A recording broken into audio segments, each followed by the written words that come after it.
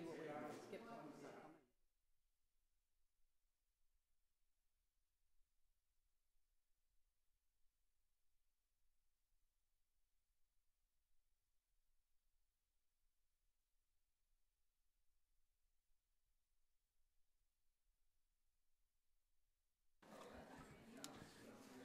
Hello, everybody, and welcome to today's colloquium.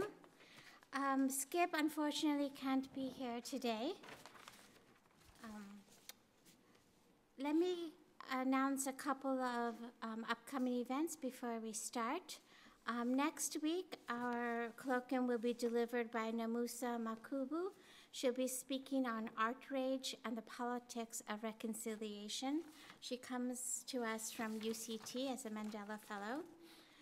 And the week of November 14th, Wole Soyinka will deliver a three-part lecture series entitled Beyond Aesthetics, Use, Abuse, and Dissonance in African Art Traditions. Now please welcome to the podium John Drabinski, beloved alumnus fellow and professor of Black Studies at Amherst College.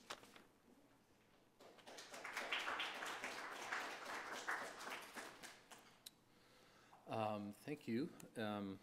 So if you indulge me just a little bit of time for this introduction, it's one I actually want to spend a little bit of time with. There are many kinds of people to introduce, some of whom invite certain kinds of words. A fresh scholar with new emerging ideas, you introduce that person by drawing a portrait of scholarship, then note how the fresh scholar is fresh, saying something new, saying something innovative, breaking with conventions, showing a bit of scholarly swag, or a scholar who is central to a series of debates in a field which invites an introducer to lay out something of the debate while remarking on the marks made by that author across those disputes. Perhaps you introduce that kind of speaker by blowing up the marks, focusing on the big ideas and center the author's sense of things and how the author sets the pace of commentary and thought. These are the sorts of introductions someone in my role here today expects. Those sorts of introductions are their own kind of pleasure. But introducing today's speaker, Jenny Sharpe, is really nothing like any of that for me. It is, for me, above all, a pleasure and privilege, and no small bit nerve-wracking, to introduce Professor Sharpe, who teaches in the departments of English, Comparative Literature, and Gender Studies at UCLA, and is here at the Hutchins Center as a Stuart Hall Fellow, which is a title I really like, Stuart Hall Fellow for academic year 2017-18. But Sharpe is not just a senior scholar, not just an important contributor to post-colonial and Caribbean studies and all the debates therein. Jenny Sharpe is, well, Jenny Sharpe. She really is not the sort of scholar you compare with others or situate in a critical tradition. Rather, she is the sort of scholar who has her own name, a referent that does not need another to make sense of it, an academic or scholarly event. Jenny Sharpe is, to scholars of the post-colonial and Caribbean studies, just Jenny Sharpe. And I don't say that to flatter or exaggerate. The fact is that Allegories of Empire and Ghosts of Slavery are genuinely singular texts, brilliant and transformative of our understanding of gender, race, power, and memory in the workings of colonial domination, both resistance to it, openings outside it, and the complexity of life on the edges of violence. When I think of the meaning and significance of Sharpe's work, I start where her 1993 book, Allegories of Empire, starts, with a quotation from Paul Ricoeur that serves, along with a snippet from Gayatri Spivak, as the epigraph to this incredible book. The book could not be more essential reading for any serious scholar of post-colonial theory. I remember coming across it late in graduate school while gathering books for a professor. I never liked that part of graduate school, being sent to the library by a senior professor to gather his books, especially the part where I had to haul them through the thick, humid air of Memphis and set them at another person's office door. This day was different, though. My book gathering duties had me in the PR section of the Library of Congress organized stacks, and I saw the spine of Sharpe's book. The title caught my eye, which is a reminder to always produce a good title. Everything stopped as I sat on the floor between the stacks and started to read Allegories of Empire. At the time, I was beginning a dissertation on problems in post-structuralist French philosophy, but the central thread of allegories, that anxieties of the colonizer, in that case, sexual violence and threat, are symptoms of systemic instability and cracks or openings in that system, struck me very deeply as I read page after page, tardy with my book-gathering duties. I became a very different scholar in that moment. European philosophy, which I was writing about, suddenly became something of a detour, even though it was a dissertation, on the way toward exactly what that book was doing. Think the archive, fragmented and imaginative of the subaltern, in search of cracks and openings and sites of agency and subjectivities subjected to the unspeakable. From that thread in allegories, Sharpe engages a compelling literary and historical archive in order to push colonial imagination into experiences of the real and visceral politics of everyday life. Sharpe's work of imagination and historical fragments, this thing she develops as the richest of archives, as the imaginary museum and its haunted alterities, gets us inside hidden forms of agency. And this is where the recur epigraph is so interesting, where he writes in History and Truth, quote, and this is from the epigraph, "Suddenly it becomes possible that there are just others, that we ourselves are an other among others. All meaning and every goal having disappeared, it becomes possible to wander through civilizations as if through vestiges and ruins. The whole of mankind becomes a kind of imaginary museum," end of quote. This is a remarkable passage, and its significance shows up in the final chapter of Allegories, in which Sharpe concludes with the remarkable image of an Indian woman escaping the master's house, and in that escape, quote, "the frame of a modern-day allegory of empire." Such escape, such exit of what pretends to be a closed system, forms the core of Sharpe's early work and all that only deepens across the next 2 decades of writing. The whole of mankind becomes a kind of imaginary museum. This bit from Recur, which in her hands becomes so much more than what the French thinker could have imagined, also informs or frames in its own way Sharpe's 2003 book, Ghosts of Slavery, an archaeology of black women's lives. Rather than a straightforward interrogation of a system and how woman figures and reconfigures, then perhaps de- or disfigures systems of racial violence, Ghosts intervenes in the complicated, even haunted spaces of absence that constitute the archive in which black women's experiences of enslavement is documented. The ghostliness of that space is the space of memory, how memory is passed through historical documentation only in fragments. The experiences are never absent, but they are also not histories in any full narrative sense, with a simple coherent thread, moral lesson, or political clarity. Instead, this is a story to be told with those fragments and their companion pieces, never subordinate, always co-constitutive, in fiction, poetry, and performance. If museums are memories told to us in fragmentary appearance, one exhibit or artifact at a time, then fiction must intervene in the historical record, not to correct or fill in gaps or modify what is crooked and broken, as if the entirety of criticism were akin to plastic surgery or the fitting of prosthetic limbs, but instead to explore the complexity of already full subjectivities that emerge under conditions of unspeakable violence. In doing so, Ghosts does something both transformative and very straightforward. It decenters the resistance paradigm. Resistance might be something like the meaning and goal to which Recur refers, which, when lifted out of the center of analysis, allows the critic to wander among the vestiges and ruins, the fragments that remain of these lives, and the fictions that engage in that memory work, mourning, and above all, the refusal of melancholia as a dominant critical regime. Ghosts is, in that way, no melancholic text, even as the ruins among which it wanders could not be more devastating. Rather, Sharpe's uniqueness and power as a writer brings us back to formations of subjectivity. Black women do not simply survive racial terror in Ghosts. Those women live. They live with a sense of agency that cannot be reduced to pure resistance, those occasional and genuinely powerful expressions of selfhood. Other forms of life live in black women's stories, stories of the unspeakable, and the task for a critic exploring those stories, making the sense of them between the historical fragment and the work of fiction, is both epistemologically demanding, how can we know this, and ethically vertiginous, how can I render these lives in the imagination with respect and justice? So when I say that Jenny Sharpe cannot be described as just another important scholar and that Jenny Sharpe is just Jenny Sharpe, I mean this. Very, very few readers of historical pain have had the courage, not to mention the skill and pure insight, to take on the impossible, reckon with ruins in all senses of devastation and pain, yet at the same time hear the stories inside the hidden corners of vestiges, inside the broken utterances and indications of life where death was the entire project, and then intervene with the imagination to tell a story, then another, and then one more. This work of, her work of imagination is, to me, everything. It is why history is not just for historians. It is why literary study is not just about a given text and what it tells us. All that is programmatic. I'm really just saying what I would love critical work to do is not what most of us can do well.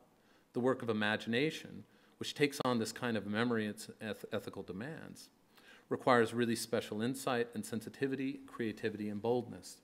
It requires someone like Jenny Sharpe in her Allegories of Empire and Ghosts of Slavery. So when Krishna asked me if I would introduce Jenny Sharpe at this colloquium, I felt pleasure and privilege, of course. You might have deduced that I think her work is important. But I also felt lucky because it is a moment for me to pause in the middle of a busy semester, make the drive from Cambridge to to Cambridge from Amherst, read a bit about Sharpe's current project, and listen to this new work. The new work returns to the Impossible Archive, which is nevertheless a real and actual archive. The new work explores affect and word as a side of archival production, developing what she calls a philosophy of history out of that archive and its intersection with fragments of more conventional modes of documentation. Sharpe's project description cites Wilson Harris, and it's an amazing citation, in which the Guyanese thinker writes that, quote, a philosophy of history may well be buried in the arts of the imagination. Vernacular culture, she writes, transforms our understanding of material archives. This is an invitation to work creatively in the imaginary museum and its ruins and vestiges. We will get a sense of that, what that looks like, no doubt what that feels like, in her talk today, entitled The Underwater World of Édouard Duval-Carrié's Art, Mapping a Vodou Archive. Join me in welcoming Professor Jenny Sharpe.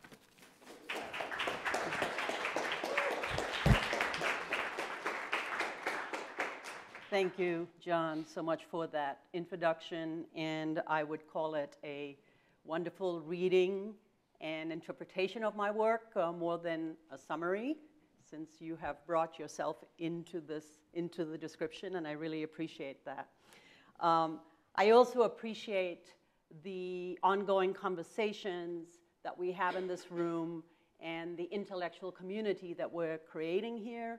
I would like to extend my thanks to Professor Gates in his absence, Abby Wolf, and of course Krishna Lewis, who have done so much to create this kind of space for bold thought, I guess we'll call it, that we have here. I also would like to thank the Stuart Hall Foundation for the generosity of the fellowship that has given me the luxury of the time to dwell on these thoughts. And I think that's what we need a lot of time, is just to be able to sit and think. And I really appreciate the fellowship and being here. And what I'm going to present today is a portion of a chapter from the book in progress called Immaterial Archives. Now, the slide that you see there is not Duval-Carrié's art. It is, in fact, an image from NASA's Earth as Art project. And what NASA does is it places sensors on satellites for capturing light outside the visible range so that the images show more than what the naked eye can see.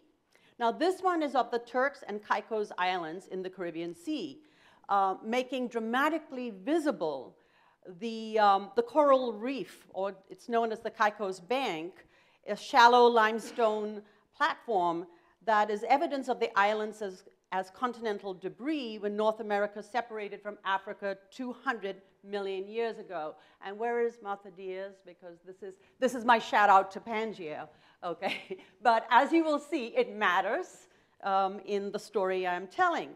Now, NASA describes the image of its Earth as Art project as displaying an artistry that, quote, ranges from the surreal to the sublime, but goes on to say they are, quote, created for aesthetic purposes rather than scientific interpretation, end of quote. When opposed to science as the site of interpretation, art and its accompanying viewing pleasure is presumed to be empty of meaning. Yet the title to the artwork, Caribbean Luxury, and its accompanying description are filled with meaning. Our eyes are directed to see the island's reef topography, where land meets sea, as a place of sandy beaches, luxury resorts, and clear waters for scuba diving. Although the satellite appears to offer a view of the Caribbean from the disinterested and objective viewpoint of science, NASA's presentation of the islands is from the perspective of their significance to the United States, which is the geographical location of the space agency. While the Caribbean islands are seen as a place of beauty, only when emptied of their people, cultures, and history, there is far more to the Caicos underwater topography than even the satellite sensors can detect. Its beautiful coral reefs can be treacherous as they are responsible for an estimated 1,000 shipwrecks going as far back as 1641. While most of the ships have not been recovered, in 2004, an extensive salvage was undertaken to excavate the remains of the Spanish slave ship Troubadour, which sank in 1841 while carrying 193 Africans to an illegal slave market in Santiago de Cuba. Due to the loss of millions of lives to the Middle Passage, the sea appears in Caribbean literature as a space of death. Jamaica Kincaid reminds the American tourist who sees its crystal clear waters as warm and inviting that the Caribbean Sea washes into the Atlantic Ocean. It would amaze even you, she declares, in a small place, to know the number of black slaves this ocean has swallowed up. In his famous poem, The Sea is History, Derek Walcott provides an image of the dead as bone fragments crushed into tiny mosaic pieces that become set in living coral. Edouard Glissant says of Camille Brathwaite's phrase, "The unity is submarine," that to my mind, this expression can only invoke all those Africans weighed down with ball and chain and thrown overboard whenever a slave ship was pursued by enemy vessels and felt too weak to put up a fight. Glissant's explanation of Brathwaite's words has come to stand in for the poet's own use of the phrase. Ian Bauckham, for instance, in his Spectres of the Atlantic, calls Brathwaite's phrase with its accompanying image of slave bodies lining the ocean floor, quote, an archive of the enduring. So he's talking about the bones as an archive. However, during the 70s, when Brathwaite uttered those words, he was invoking the Caribbean submerged, coralizing basal matrix, here's Pangaea, as a metaphor for the invisibility of a Pan-African culture spanning its fragmented island topography and connecting the islands to continental Africa. There is another story to be found in the ebb and flow of the cold Atlantic Ocean waters into the warm Caribbean Sea. Not one of loss and death, but knowledge and survival, which is the story I want to tell today. The troubadour slaves never arrived at their Cuban destination, not because they drowned, but because they managed to swim ashore to the British territories of the Turk and Caicos, where slavery had been abolished a few years earlier. According to official records, after a year's apprenticeship of working in the harsh environment of the salt flats, the slaves were given their freedom. Okay, a year's apprenticeship. Slavery had been abolished in 34. There was an apprenticeship period until 38. This is 1841. And essentially, the slaves still are not free, right? They have to work as slaves, essentially, for 1 year. So you can see why they did what they did. According to local law, African survivors from other shipwrecks also settled on the islands, but they did not always stay. There are still other stories of the years leading up to the 1834 Emancipation Act, and even after, due to the grueling conditions of working in the salt flats, where hundreds of Grand Turk slaves stole sloops or small boats from their owners and set sail southward to Haiti. So what I have here is a Google map, which is also a satellite image like the NASA, but this one, I've pulled it back to show Haiti in the distance, which of course is missing from the NASA map. This is an inter-island story of slavery and freedom. We have so much more to learn. Referring to the troubadour's discovery, an ocean archaeologist remarked that, quote, the people of the Turk and Caicos have a direct line to this dramatic historic event. It's how so many of them ended up being there. We hope this discovery will encourage the people of the Turks and Caicos to protect their research and research their local history, especially the history that remains underwater. His words remind us that a Middle Passage history buried underwater does not necessarily signify loss and death. It can also signal survival and a quest for freedom. The watery grave of Miami-based Haitian-born artist Édouard Duval-Carrié's painting, La vraie histoire des Amabaglos, the true history of the underwater spirits, and submarine world of his installation, the Indigo Room, or his memory water soluble, are not littered with slave bones turned to coral, as in Walcott's poem. Inhabited by spirits and replete with cultural artifacts and the stuff of memories, the water of these works is a space of remembrance rather than disappearance. Or, yet another way to describe them, the works reverse the perspective of NASA's Earth as Art project from the omniscient heavenly sight of its satellite eye to one that is underwater, or en bas de l'eau, which is the Haitian Creole phrase for in the depths of the water. The phrase refers to water as a spiritual force and home of the spirits of the deceased and Loa, who are the divine principles of the most powerful ancestors. Vodou, the unofficial religion of the Haitian people, combines the sacred beliefs of the Fon, Yoruba, and Congo peoples with the Catholicism and Freemasonry of the French planter class. Its ritual drawings, or veves, are considered some of the earliest Haitian art forms, and as such hold cultural memory passed down from one generation of Ungans and Mambos, Vodou priests and priestesses, to the next. Veves are abstract or figurative line drawings drawn from memory on the temple floor, and this one is from a picture from the feminist anthropologist Karen McCarthy-Brown unpublished dissertation, the Veve, which she did while she was a student in the 70s at Temple University. And I chose this one because it is an actual page from the Ungan's notebook to sort of show how the memory is being passed down. And also because I'm going to talk about Agwe, the one for Agwe, and the representation of the boat. And in this instance, this is one of the manifestations, which is a larger sailboat. There's an anchor usually, but just look at it closely to try and compare it to the next one I will be showing you. Now, the veves are the gateways through which the Loa enter the human world, which is why they are sometimes compared to maps. So partly what I'm doing here by showing you NASA satellite image or Google Earth is to get us to think about how we conceptualize space and geography and this whole idea of maps. And here is a form of mapping that is conceptually different, and one that I'm arguing informs Duval-Carrié's art. Points drawn around the outer edges of the veve consist of stars, crosses, other symbols to convey a concentration of power and energy. These ritualistic signs and symbols, as well as the images accompanying them, have made their way into the enormous proliferation of Haitian art.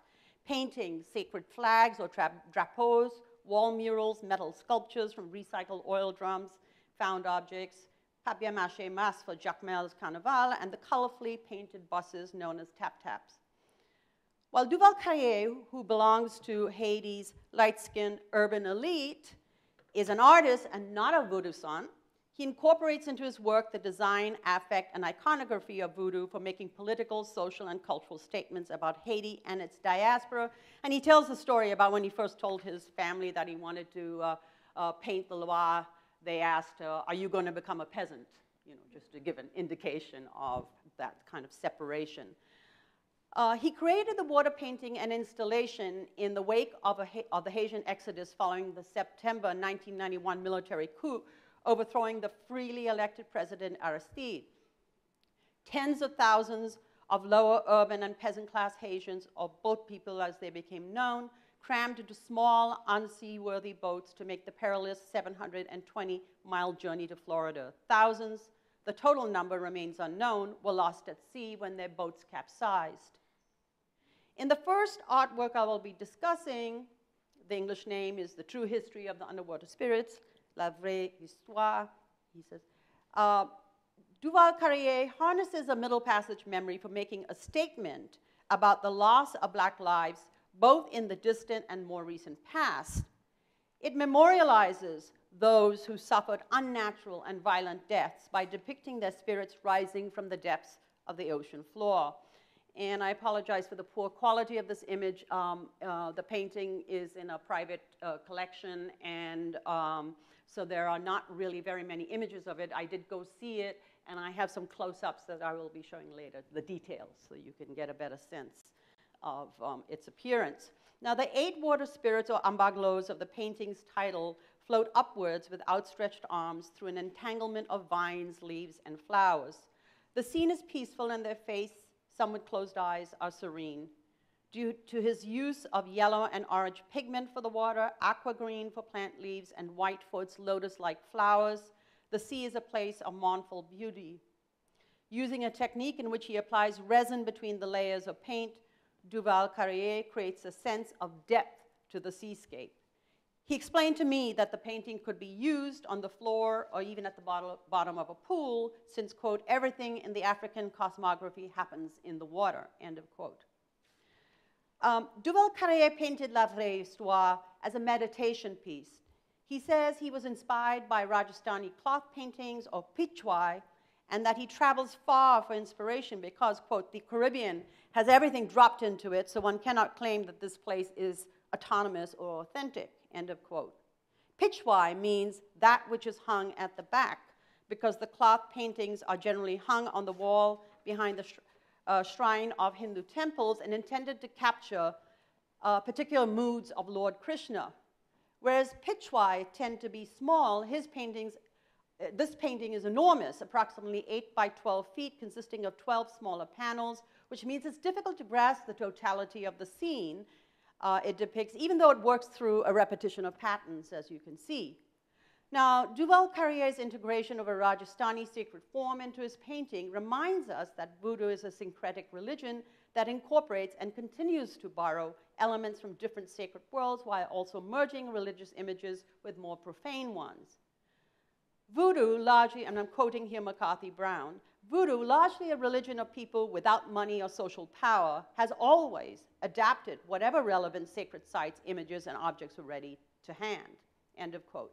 There exists such a long history of Ungans bartering and trading for objects and integrating a wide array of sacred signs that Haitian sacred art historian LeGrace Benson characterizes them as cosmopolitans. Duval-Carrié himself mentions seeing some ancient Peruvian ceremonial cups, keros, in voodoo temples, and wonders like how did they get there and when did they arrive? There are other objects that scholars have seen and have not been able to explain that I will mention. The propensity of Voodoo-sons to borrow and appropriate foreign objects and images also arose from a requirement of secrecy, since slaves were forbidden to practice any religion other than Catholicism. Nowhere is their appropriation of images more evident than in Ursuli Dantour, the Loire motherhood, who is strongly identified with peasant women and single mothers. She is represented in the Black Madonna of Czestochowa, whose image was introduced into Haiti by Polish soldiers sent to subdue the Saint Domingue rebellion, but some of whom deserted their armies since they were conscripted soldiers and joined the rebels. Now, this particular image is a wall mural at a rather large temple on the outskirts of Port-au-Prince. When I visited it at the time, the Ungan was in Brooklyn. And so I think the reason it is so large and wealthy is a lot of the money is coming in from the United States. One of Ursuli Dantour's manifestation is Ursuli Gué Rouge, red eyes, a petwo, a fiery Loa born of the anger of slaves. In this incarnation, she represents the spirit of rebelliousness. After the 1991 military coup, ousting President Aristide, the face of earthly Dante began to appear on tap-taps in the place of Jesus, as but one indication of how visual images serve as rebellious acts of expression. Duval-Carrié's painting pays homage to the creativity with which Haitians reconstructed their spiritual selves out of loss and deprivation while expressing his own vision of the Caribbean Sea. And so what I'm trying to emphasize here is that while there is a kind of voodoo archive at work, which I'm trying to describe in a kind of an alternative visioning of the Middle Passage, what Duval-Carrié does with it himself is different. So there are two moves there. And what I'm mostly discussing in this paper is his artistic vision, what he's trying to do with both the archives that come from Europe and the Haitian voodoo archive by bringing them together in his work. And so that's what I'm sort of trying to trace here. Now, he says about his painting, to me it's the Middle Passage. In that particular piece, it's more like the Sargasso Sea, where things were thrown overboard during bad weather. The first ones to go were the slaves. Now, the Sargasso Sea, that is dead center in the Atlantic Ocean, without any land boundaries like other seas, was believed to trap ships within its dense mass of sargassum weeds. Yet, as Rachel Carson explains in The Sea Around Us, the dense fields of weeds waiting to entrap a vessel never existed except in the imagination of sailors. And the gloomy hulks of vessels doomed to endlessly drifting in the clinging weed are only the ghosts of things that never were. So I'm also over here trying to juxtapose the kind of a European imagination of that part of the world and their visioning of ghosts or spirits and the Haitian one. La Vraie Histoire does not show ghost ships or sunken galleys with their hidden treasures or coral bones. It reveals the far more intangible world of spirits rising from the water's surface. In this way, the sea as a burial ground for slaves is transformed into a medium through which their spirits can return to commune with the living and even empower them. The painting invokes Guinan, a land under the water, which has the same name as Guinan, signifying Africa as the land across the water. Inhabited by the spirits of the recently deceased, the ancestors, and the Loire, Guinan is described as a submerged island, or Zillet en Bandelot, that is sometimes conflated with Zile Minfort. So here, Guinan is not under the sea. And this is where you have Duval-Carrié's vision of it and a sort of lack of orthodoxy that has to do with him not being a voodoo sant. And so his kind of giving of Guinan, or merging Guinan under the water with the what I identify as the water spirits or the water Loire is something that is not unique to him. It does exist in other works. In fact, Edwidge Nanticotte has a story called Children of the Sea, which does the same thing. So it's not unique to him, but it's not strictly religious in that sense. So the water spirits, the two water spirits are Agwe, who is the Loire fishermen and seafarers, and La Sirène. Now this was a was a paddle that was shown to me in a small, very small and hidden voodoo temple in the center of Port-au-Prince. And Ongan told me that this was a Taino paddle. Okay, so I'm not sure about the age or anything, but I wanted you to just kind of notice this boat. And it's definitely a fishing boat. It's smaller compared to the other one. So there are variants in the very drawing. I also want you to note the altar that's behind, because I will be returning to that, and I'll be showing another picture, but this is an actual altar in the temple that I visited. I'm going to move along and not talk extensively right now about the Imamu that appeared, which is the name of Agwe's boat, which is seen as Islamic. There are Islamic elements incorporated into voodoo. We can talk about it in the Q&A if you're interested, because I want to move along. But what I want to say is that in the sea law, both Agwe and La Sirène, and here I have some drapeaus, or the voodoo flags. I'll talk about them a little bit. One does see a kind of, one could call it a Middle Passage memory. For instance, Benson traces the appearance of La Sirène to the Brittany mermaid heirs when European traders arrived in West Africa. I know she is related to Mami Wata, who is seen as having Hindu origins. But what I want you to note in these pictures is that in Haiti, the depiction of Agwe and La Sirène is white. And I put these here on the bottom. These are the drapeaus that are done by Alcide, who is one of the few women drapeau makers.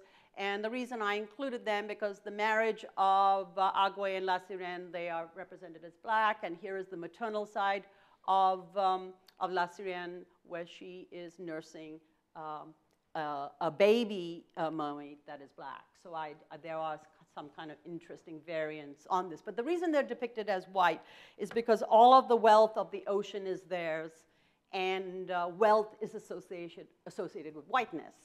Okay, so another explanation for the appearance of the mermaid is McCarthy Brown says that mermaid figureheads decorated the prows of slave ships. Historians Andrew Apter and Lauren Durbin assign the name of the voodoo archive for those ritualized practices that activate and repossess traumatic history, such as Middle Passage experience of being transported in a ship's hold. And in fact, Colin Diane has also mentioned her surprise of seeing a ball and chain in a voodoo temple and wondering how did it get there and why it was there. And there are a number of Middle Passage references that these historians and literary scholars interpret as a ritualized reenactment of a colonial and a slave history. That is an act of repossession. It's a way of repossessing that past and transforming it or making it work for you, turning dispossession into repossession, right? I would very strongly say that Agwe and La Sirène, as well as the geography of Guinan, are all implicated in the history of Atlantic slavery. Okay, I'm going to move along now in the interest of time, and just mention that what is important in terms of the sacred geography of Guinan is that it is described as an island under the water. It is a spiritual place. It is identified with, it even has the same name as Guinan for Africa, but it is seen, in fact, it's described as being, it can be in a village up in the mountains in Haiti. It changes its places, so it's not fixed in Africa. And I would, argue that this geography was born of the Middle Passage. Now, the closest 18th and 19th century records do not mention Guinan, of course, because it existed outside the realm of their Judeo-Christian frame of reference. The closest approximation is British abolitionist Thomas Clarkson's description in his essay on the slavery and commerce of the human species, that he says that slaves believe that in their death, quote, they shall immediately be wafted back to their native plains, there to exist again, to enjoy the sight of their beloved countrymen, and to spend the whole of their new existence in scenes of tranquility and delight. Now, end of quote. But even this description does not capture the metonymic relationship of Guinan as a spiritual Africa to a physical Africa to which there was no return in that way. Duval-Carrié incorporates incorporation of a voodoo archive of Guinan into the true history of the underwater spirits reverses the flow of European knowledge by presenting abolitionist images of slaves as small fragments of information, which is how African beliefs appear in manifestos like Clarkson's anti-slavery tract. Scattered across the painting are small circles containing 18th and 19th century European drawings of slaves. Each circle is outlined in indigo blue resin dots, which resembles the sequin PowerPoints of drapeaus, suggests the historical power of these images. Those are the points of power that I mentioned. The semi-translucent circles of pictures gathered from the pages of abolitionist pamphlets and colonial history books depict scenes with which we are all too familiar. Women and men being viciously whipped. This one is from Isaac Cruikshank's satirical print. Runaways with iron masks to immobilize them. This is from Thomas Brannigan's The Penitent Tyrant. Women and children attacked by the bloodhounds used to track rebels and runaway slaves. Here I've put the original alongside Rainsford's historical account of the Black Empire of Haiti. While intending to show the brutality and dehumanizing treatment of slaves, the images enact a violence of their own through their fetishistic focus on the slaves' abject and violated bodies. And you see these images over and over again in the anti-slavery literature. The recognizable scenes are from the artist's personal collection of history book, whose pictures he incorporates into this and other works. In La Vraie Histoire, European pictures of the cruelty enacted against slaves join the Haitian spirits of the dead in an entanglement of vines. In this way, the two contrasting imaginaries, Haitian and European, are juxtaposed. But the painting also diminishes the power of the more familiar Western images by rendering them unrecognizable. So you see one up in the corner there, but you can see how small they are. And in fact, they are so small that these pictures are not mentioned in any of the reviews of the painting that I have encountered. They are dwarfed by this much larger world, as if to suggest that those images or those writings are just a small piece of what is known. Now, some of the anti-slavery images of this painting are reproduced in an even larger project that claims a small corner of American public space for Haitian culture and history. In 2004, the year of the troubadour's discovery, Duval-Carrié completed a room-size mixed media installation for Fort Lauderdale's Museum of Art. The Indigo room, or is memory water soluble? And I hope that captures the whole room now. Now, the room is behind the museum entrance, tucked in the lobby for elevators to galleries on the upper floor. The darkened room with its deep indigo blue wall is bathed in blue-green glow to create the sensation of being underwater. Each and every visitor has to pass through the room, and while some do just that with scarcely a glance, others linger in wonderment. The installation consists of a translucent grid of 90 plexiglass and cast acrylic blocks, a translucent painted ceiling, which is here, the ceiling, a glowing voodoo statue, which you can't really see very well, on one wall, and in a little alcove. Now, each of the 90 blocks presents a miniature portrait assembled from pictures, found objects, and memorabilia. Here, the sea is overflowing with history and culture, and we, the spectators, are swimming in it. Through its allusion to water as an element that is flooded with memory, the installation unlocks the sea gray vaults to invoke the metaphor of Walcott's poem, The Sea is History. Now, the cosmic sea of voodoo is more metaphoric than an actual ocean, and this is where I'm showing that Duval-Carrié is deviating from voodoo beliefs, right?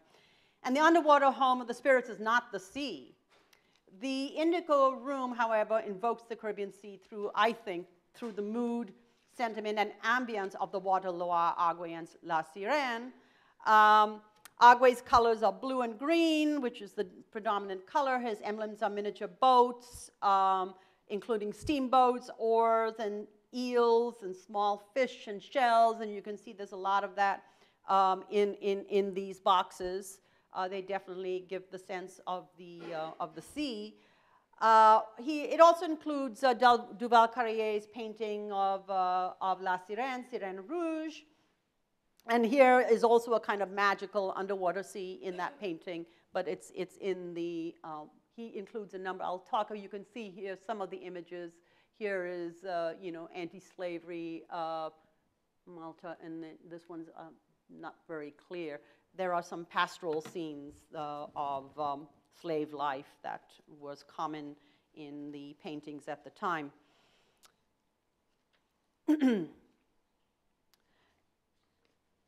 Now, there is a ritual called the Bach Festival. It's a ceremony honoring Agwe, and offerings that include liquor, champagne, sweet cakes, soft fruits, and sacrificial animals are floated on a decorated wooden raft towards his island under the sea. Writing in the 50s, the American experimental filmmaker and voodoo initiate Maya Deren describes the surge of people's emotion at the exact instant the boat sinks into the water, which is the sign of Agwe having accepted their offering. The joy singing is so infectious that it brings tears to her eyes. It was at this moment, she declares, that I understood why the gods who loved these men would weep, end of quote. The Loire share an effective space with the living, and in that shared space, the dead are not forgotten. Duval-Carrié's installation, which fills an oceanic space of loss with the richness of an underwater world, visually captures the swell of emotions. For a brief moment in time, visitors are transported into a voodoo affective space with its visual and sensual appeal and beauty.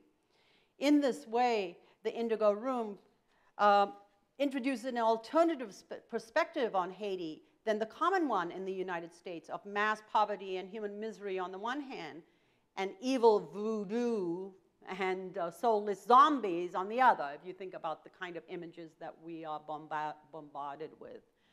And what interests me about this is that this is a public space that has been claimed for this alternate vision in Fort Lauderdale's museum.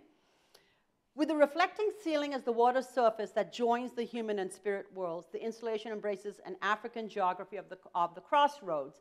And now, in terms of African sacred worlds, the crossroads is not as in Christianity, where you have two paths and you choose one. It is a horizontal line intersecting with a vertical line. The horizontal is the surface of the water, or the mirror surface that divides the human and the spirit world, but the vertical line is the movement between those two worlds. The spirits can enter the human world, the humans can even enter the spirit world. Well, the reason I say it embraces this geography of the crossroads is because we, the spectators, are in the spirit world. We're under the water. So it is showing that kind of movement across. And in fact, the ceiling is the surface of the water. I'll talk about that a little bit. As spectators, we are in the inner space of the water, looking up at the surface, which is the ceiling, which reverses the outer space perspective of NASA's satellite looking down on the Caribbean. So it is a direct reversal. But Duval-Carrié is doing more than simply reversing perspective. He is also reminding us of how our view of the planet and its geography is governed by sacred worldviews. As he further explains about his propensity to represent underwater worlds, quote, in African culture, everything moves under the water, contrary to a Western culture in which everything goes in the cosmos.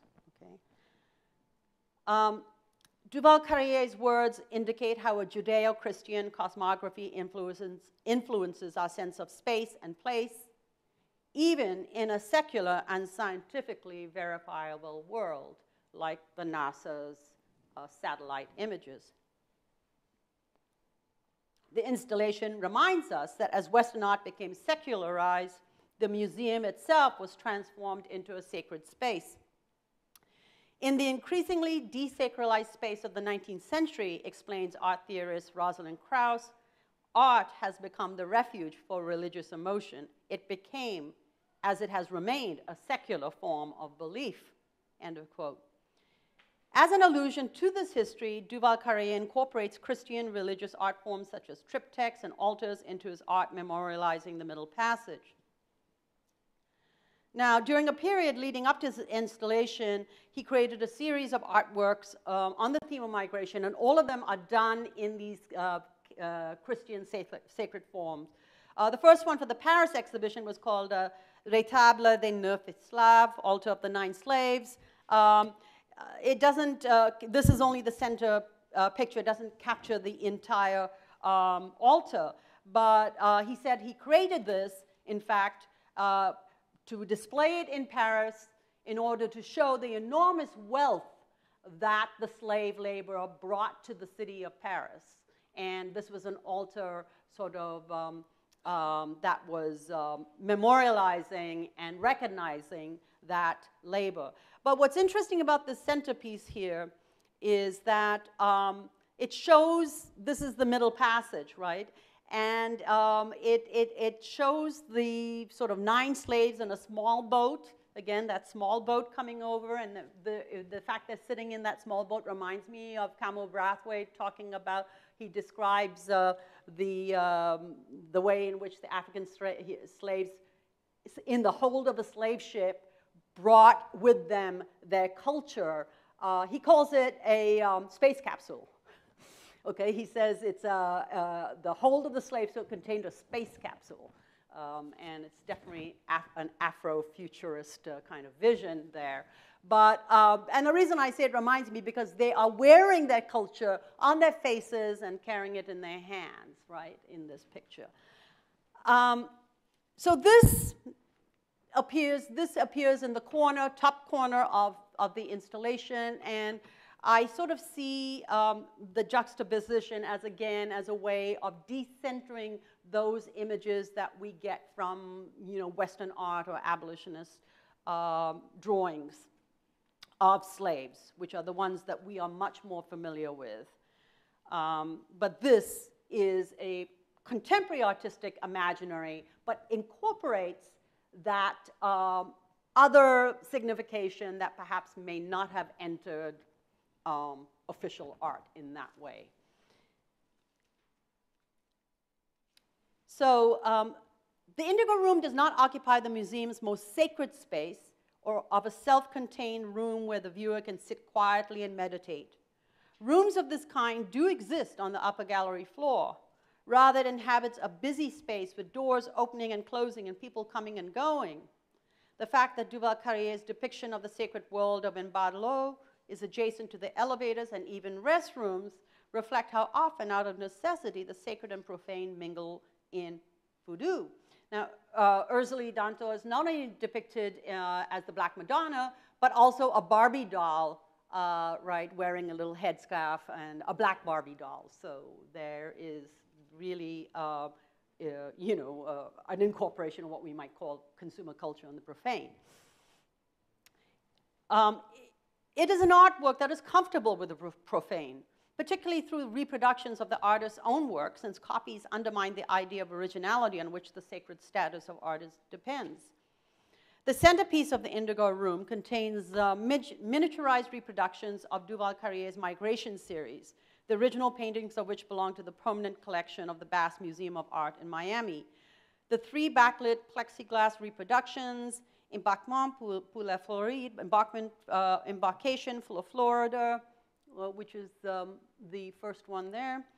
La Calebasse Magique, the Magic Calebasse, and La Débarquement on Miami Beach, the landing, shows the migration of the Loire from Haiti to the United States. In the brightly colored triptych scenes that stand out from the blue hue of the room, the vibrant figures are both the Loire and the Haitian people, as is evident in their all-too-human demeanor. By endowing the Loire with human attributes, Duval-Carrié simultaneously tells the boat people's story. His migration painting offers powerful social commentary on Haitian history through the ironic doubling of space and time, the originary Middle Passage crossing, and a more contemporary sea journeys of Haitian people. The first painting shows the Loire leaving Haiti in a small boat. The second, they're holding up a magical calabash to ward off an approaching Coast Guard ship. And in the third one, they are standing on a sandbank looking at the Miami skyline.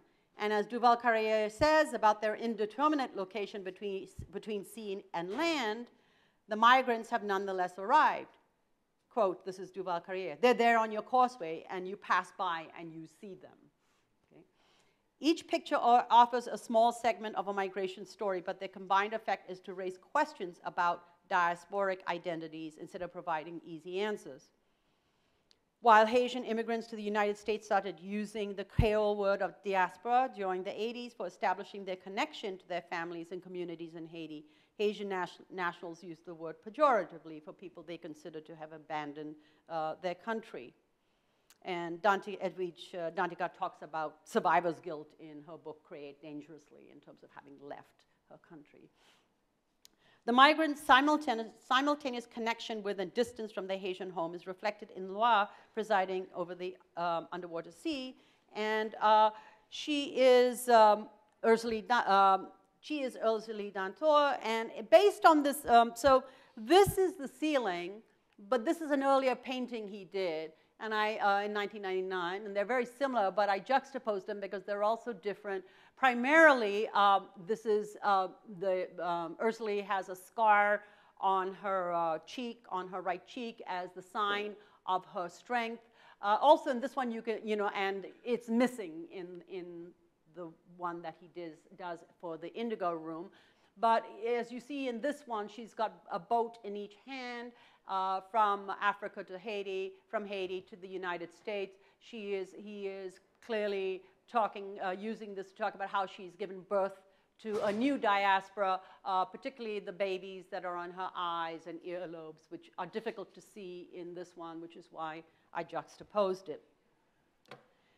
Now, so I see in this transformation of the original painting, and particularly his use of these sort of hieroglyphic, the suggestions of Veve, but they're not really Veve, that there is a kind of question about how much do Haitians or even Americans know about Haiti? What do we know?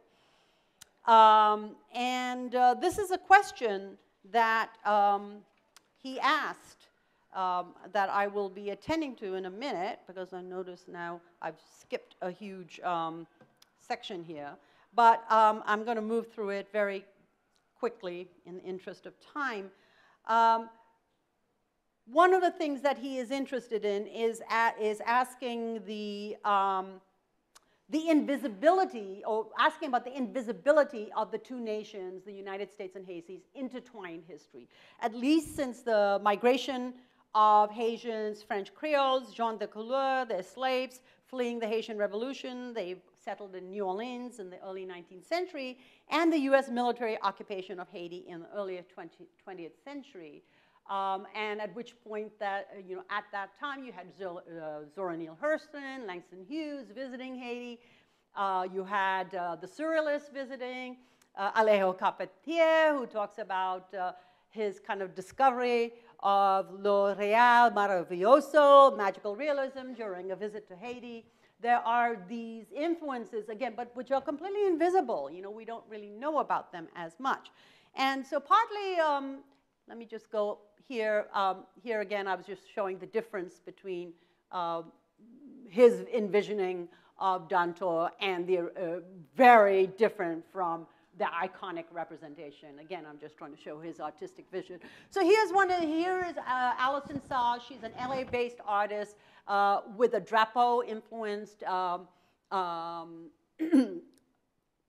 painting. I'm not sure if it's done with sequins or not, like the Drapeau, which he includes in one of the blocks. Another one, I don't have time to, this is a wonderful painting, surrealist influenced by a Haitian artist that I don't have time to discuss, but I thought I'd show it to you anyway, because I'm hoping to turn you on to Haitian art. And okay, and then these here now are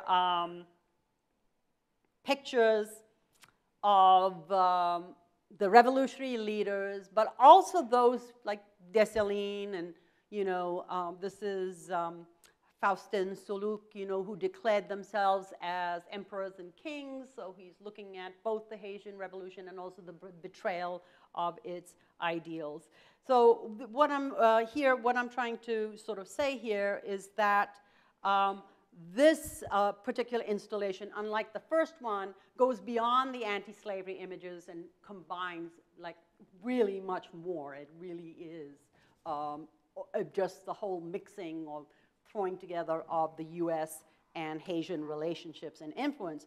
What he is showing, in fact, is that even though Haiti, there was a crippling economic embargo by the U.S. and France, and Haiti's enormous payment to France as compensation for its freed slaves, an amount that is around $200 billion in today's currency, which the nation was paying until 1947. So we talk about Haiti as the poorest country in the Western Hemisphere. How did that happen? It just didn't happen overnight. And in fact, the memory of the U.S. marine occupation of Haiti still grates on people's nerves there, So there is this long history of contact that is somehow rendered invisible. And I think what Duval-Carrié is doing also in this installation is showing that in terms of the images. Now, the installation subtitle, "Is Memory Water Soluble?" is posed as a question. How much do Americans know about Haitian history and culture? And Duval-Carrié asked that same question of the Dillard High School students with whom he collaborated in creating the installation.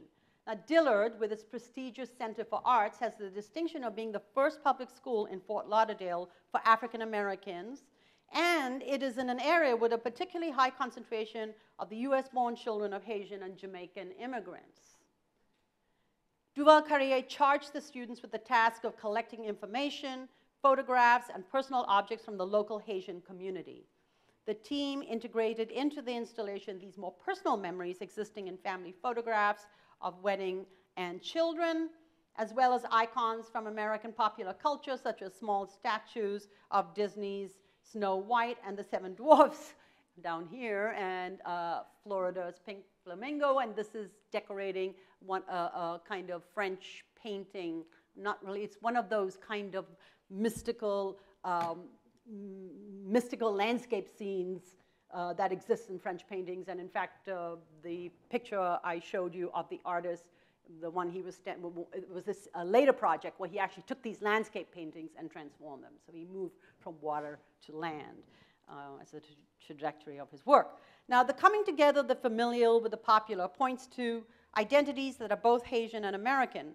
The family photographs are arranged collage style as cutouts in each plexiglass box as an affirmation of Mbadlo being inhabited not only by the Loire and revolutionary heroes, but also family members and loved ones. So, they are the recently deceased, and one can, have an elaborate ceremony of removing the spirits from the water where you can converse with them. So there is, again, that connection.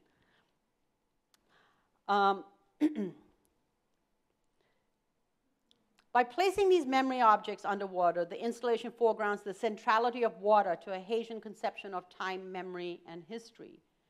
Some of the block's contents are so cluttered that it is difficult to identify their contents. Okay? A collaborative project of this sort is not entirely within the artist's control, and Duval-Carrié expressed surprise when I mentioned the Disney characters to him. He didn't know they were in there. This is all by way of saying that there's a danger of overreading the blocks in such a meaning as I've just done. Although this one is interesting because you've got a picture of Toussaint next to this kind of idyllic one of slavery, and you've got the Veve down here, and this is his own painting that's there. And this one, you can't even see what's in there, right? Unlike the three center paintings that can be read as a story of Haitian migration to the United States, the surrounding blocks with their thick blackened borders invoke a modernist grid that Krauss characterizes as working against literature narrative. And I'm quoting Krauss now. Whereas grids are not only spatial to start with, she explains, They are visual structures that explicitly reject a narrative or sequential reading of any kind. In Duval-Carrié's installation, there is no hierarchical or linear relationship across the individual blocks. Moreover, their straight geometric lines emphatically resist giving the impression of the fluidity of water as a natural element. Each block is compartmentalized as a self-contained block surrounded by thick black lines of equal length forming a square. The squares are then lined up around the three central pictures as a grid. The blocks are also three-dimensional, which means the installation lacks the flatness of the modernist grid with its minimalist form, think Mondrian or even Matisse's windows. By filling each block with a multiplicity of pictures and objects, Duval-Carrié introduces into the clean lines of the modernist grid the visual overload of voodoo altars. And here is a voodoo altar. You notice, like, and I'm just going to take the time to quote from Don Constantino, who this is an altar that was reconstructed at UCLA's Fowler Museum for his Sacred Arts of Haitian Voodoo exhibition with the assistance of the Ungan that was of the small temple that I visited, the one I visited in the center of Port-au-Prince, Tierna. I talked to his son. This is the father that assisted in this one. But he describes it as it's cluttered with customized whiskey bottles, satin pomadas, clay pots dressed in lace, plaster statues of St. Anthony, laughing Buddha, holy cards, political kitsch, Dresden clocks, bottles of champagne, rosaries, crucifixes, Masonic insignia, eyeshadow Cupid dolls, atomizers, goat skulls. He goes on and on. He says, to look at all of this is to gauge the achievement of slaves and freemen who imagined a myth broad enough and fabricated a ritual complex enough to encompass all this disparate stuff. So I'm calling this in a kind of aesthetic of, Duval-Carrié is drawing on voodoo altars in what I'm calling an aesthetics of clutter. This aesthetics of clutter would appear to be incompatible with the minimalism of the modernist grid, but only if we see the two aesthetic traditions as unrelated. Just as voodoo temples incorporated a vast array of objects, including those from Western consumer culture, modernists broke the hegemony of European realism through the incorporation of non-Western aesthetic styles. But they did so through a formal abstraction, right, so that these objects may conform to the kind of symmetry that they saw went with modernism.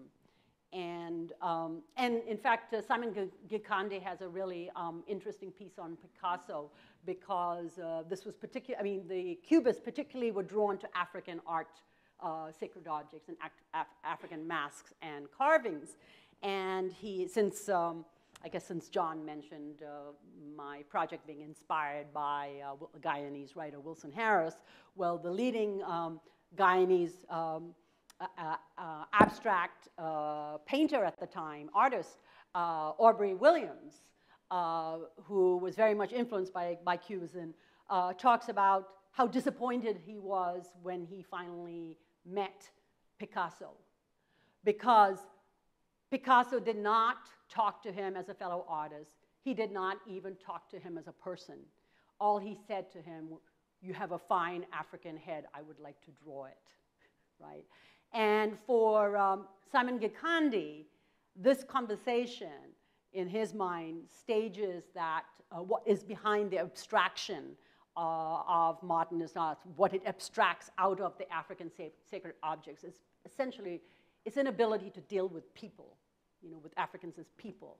And I would say that this is what Duval-Carrié is reintroducing into that modernist grid, is in fact the lives of people and the meaning of these objects to them.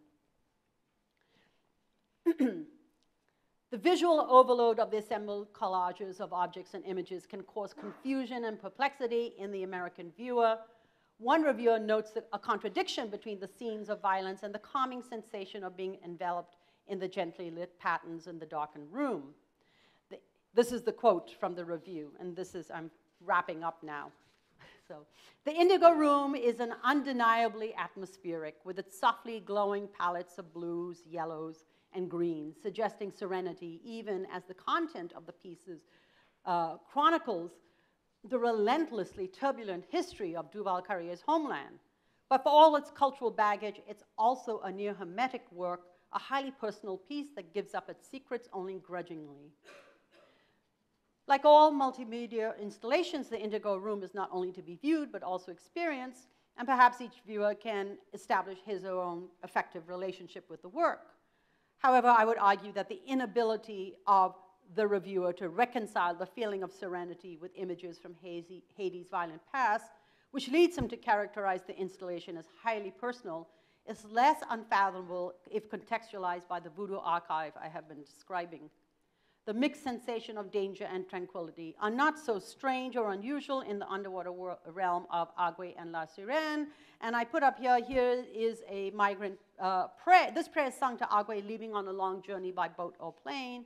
And you can see, even it's a prayer for safe passage, but it is all done as a question, right? Don't you see? There's an ambivalence there, right? That ambivalence also exists in La Sirène. McCarthy Brown reports on having heard stories of La Sirène, who is the Loire of wealth, knowledge, and beauty, pulling her victims down into Guinéan. Some of the stories concern tragic deaths by drowning or suicide, but other stories, mostly about women unable to afford expensive initiation rites, tell of how they return from below the water with the power of divination called connaissance, a word taken from the French for knowledge, and in Jamaica, that same power is called science.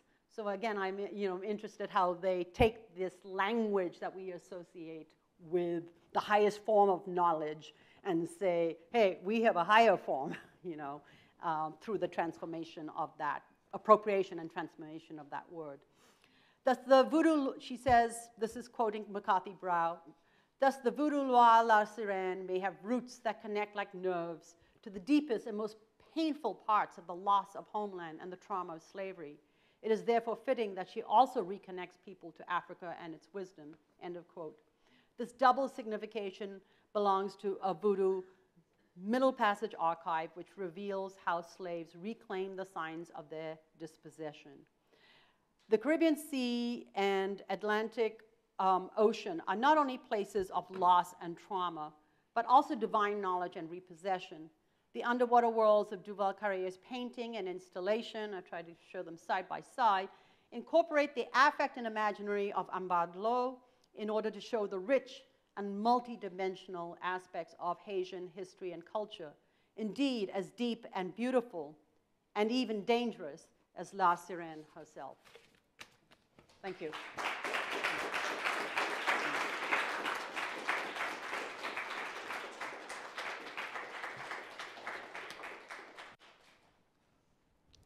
Yes.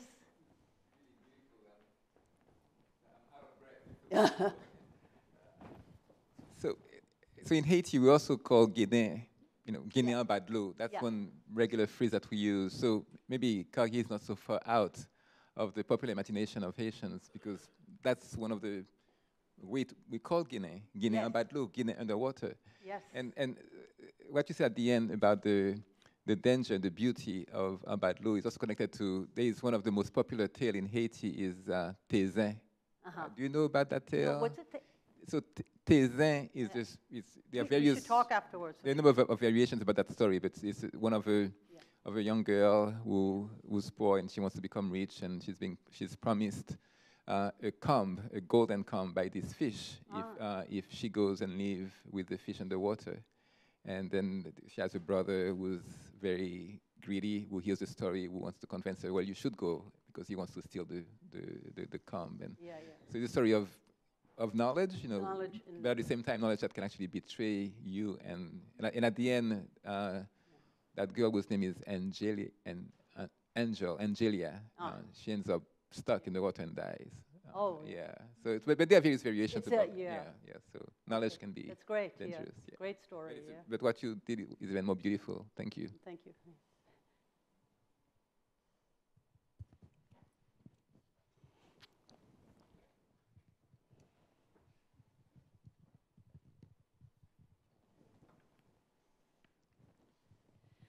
Thank you for the beautiful talk and the, very rich readings of the artist's work. I was particularly struck by your remarks on the ovals or the cameos, if you will, Yes. incorporating well-known imagery of slavery from abolitionists and other sources. I think that was fascinating, and the fact that you really focused in and also looked at the way that they're encircled by I don't know if there's sequins or bits of glass that he used there. He uses resin, I think, Resin, these droplets. okay. But it definitely, Yeah. it looks, I mean, I'm sorry, I should go back to the drapos, because they're so beautiful. Yeah, but it's the sequins that are used in the drapos. Right, Yeah. there are bits of shiny matter in any case. And you were referring to those as points or Yes. points themselves. And as you were talking, I was kind of thinking about the whole as being a point or point. In other words, the whole cameo encircling the, I mean, That, including the images, because of the fact that, I'm not an expert. The point is a very esoteric topic. I know Karen McCarthy Brown does talk about it. Yes. Them at Nobody length. else does. I think she's the only one I found, right? Or Well, a few. people will make remarks, or even Hungan will make Yeah. remarks, but whether you have to go through initiation and whatever to really plumb the depths here, but from my limited understanding, they really configure more explicitly the spirit that's being called. In other words, they're almost identification marks that are perhaps only readable to people who were initiated, but that they facilitate the... Just want to show the ones here. Yeah, That's because that's an actual used for the ceremony in a Vodou Exactly, temple, yeah. and some of them are, as you can see in that image, some of them are Masonic. Masonic, yeah, the as bottom, well. yeah, bottom one. But yeah. that they facilitate the calling of the spirit because they actually fix the identity of the spirit more, more precisely. I mean, that's kind of stupid language, but that's the only language that comes to my mind right now. So that in the use in the artwork, as you pointed out, it's like they have, the spirits rising from the water, but these if I could, my own mind goes to thinking about the entire cameo as a point, that they fix these spirits, the history and the power of these spirits in time, and they transfigure the sources also, the images, as you mentioned. Mm-hmm. So anyway, that's just a thought that I had in listening to it, but I just want to compliment you on your sensitivity to, reading that part of the work that many people might not even notice, and in general, your sensitivity in the readings of the visual imagery is just beautiful. Thank you for your insight. I mean, because I myself was trying to figure out, like, what exactly those were. I said, okay, bubbles. I first thought they were fruit or flowers or whatever it is, and, Right. Your explanation Right. kind of works. And yeah. I think another thing Karen McCarthy Brown talks about is that point can also refer to, like, just, I don't know, verbal statements that are made that are sort of ambiguous, that are then thrown out. They're directed, but they're indirect, and the person or being that they refer to is able to, quote unquote, pick up the point. A lot of communication within Vodou circles, and even, secular, it's Haitian discourse is all about this indirection and these concentrated aphorisms that are only recognized by those who can recognize them. So that goes for the spirits as well. I don't know. Those are there others in the group, I mean, I'm sure, who are more expert than I am on this. Well, yeah, and again, when I asked the Ungan about these points, he just said, they're stars. So that's the other thing too. You can't. Yeah, these are stars. So So yes, thank you. Hi, Jenny. Thank you so much for this talk. Very rich and really kind of follows on our workshop on archives that we had recently. So one question I had is the kind of the reincorporation of past works in the work. So in En Baglo, he's got in the tiny medallions, he incorporates kind of representations of past artistic works, and it creates a kind of collected works.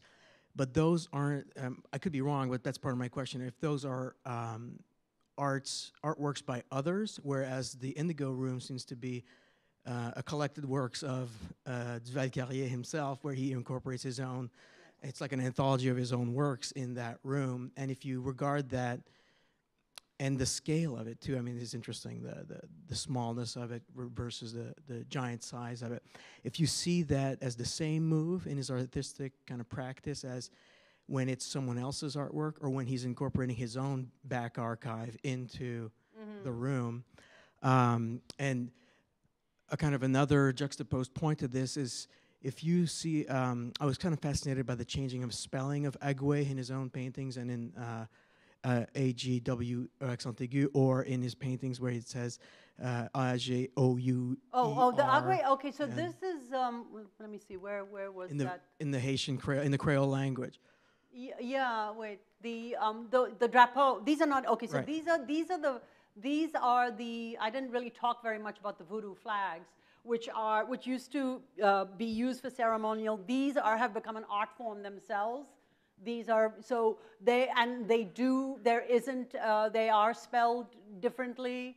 You know, there isn't kind of, I can talk about, I mean, I didn't really, there is so much you can say about these, you can't really tell, but it's done with beads and sequins, they're sewn.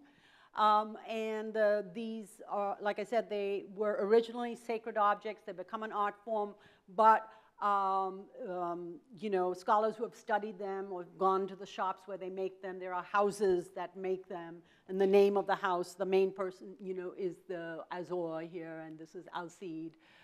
These are like museum quality gallery pieces. The scholars who have studied them said that the same 4 cardinal points that are used to sew, they are sewn on the back. And they said the same, when they're done as sacred flags, they have to follow the 4 cardinal points. And they said even though these are not sacred, these are art, they still use that form. So yeah, but these are not Duval-Carriés. These are, I guess you would call it folk art, or, you know, Haitian folk art.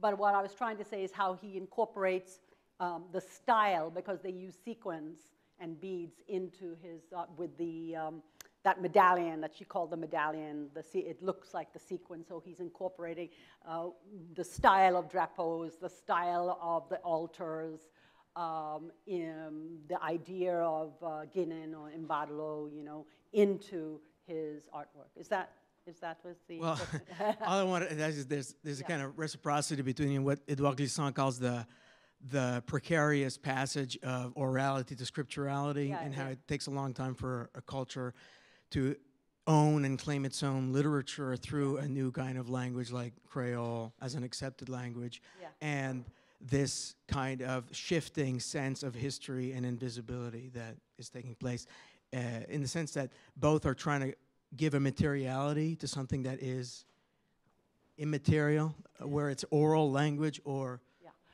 Well, thank you for that question, because partly what I'm trying to do in this chapter, hence the reference to narrative or not trying to read narrative, is I'm taking Diana Taylor's criticism of cultural studies folk, like myself, very seriously, where she said, we want to read everything as text and everything as narrative.